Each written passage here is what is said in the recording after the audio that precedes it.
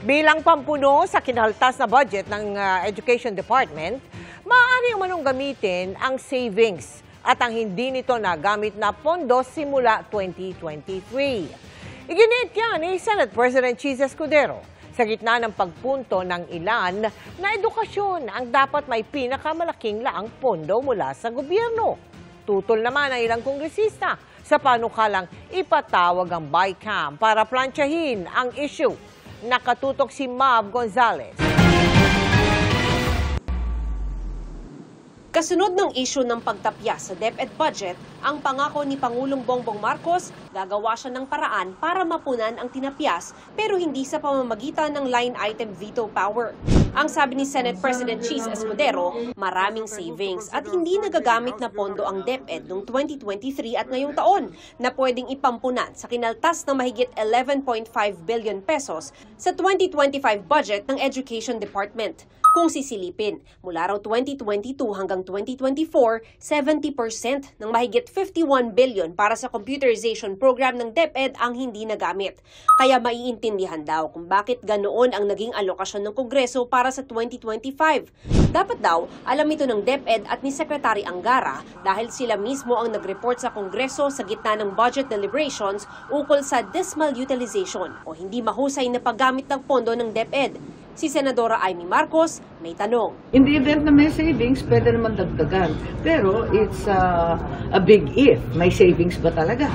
Sa dinami-dami, sa limpak-limpak na salapin na linagay sa program, talaga bang sigurado tayo? Hindi tayo nakakasigurado. Samantalang yung krisis natin sa edukasyon, yun ang talagang walang kaduda-duda.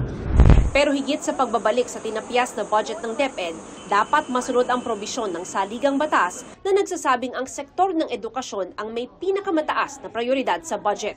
Lumabas kasi na mas mataas pa sa mahigit 900 billion na budget para sa buong education sector ang inilaang pondo sa Department of Public Works and Highways na umabot sa mahigit 1 trilyong piso. Sabi ni Senador Mig Zubiri, maaari naman daw muling ipatawag ng Pangulo ang BICAM para maayos ito.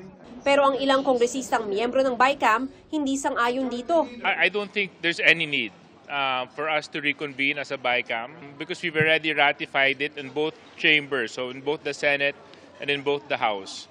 So we're very satisfied with the versions. Kung ano man ang magiging move ng executive within this time until the signing, so antayin na lang po natin. The President can or may exercise his veto powers. Para sa GMA Integrated News, Mav Gonzalez, nakatutok, 24 oras. May sagot ang Department of Education sa pahayag ni Senate President Cheese Escudero na marami umanong savings at hindi nagagamit na pondo ang kagawaran.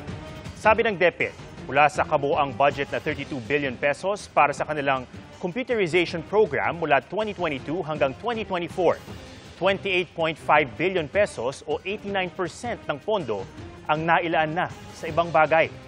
Taliwas yan sa sinabi ni Escudero na 70% ng mahigit 51 billion pesos fund ang hindi nagamit, kaya pwedeng gamiting pampuno sa kinaltas na mahigit 11.5 billion pesos sa kanilang 2025 budget.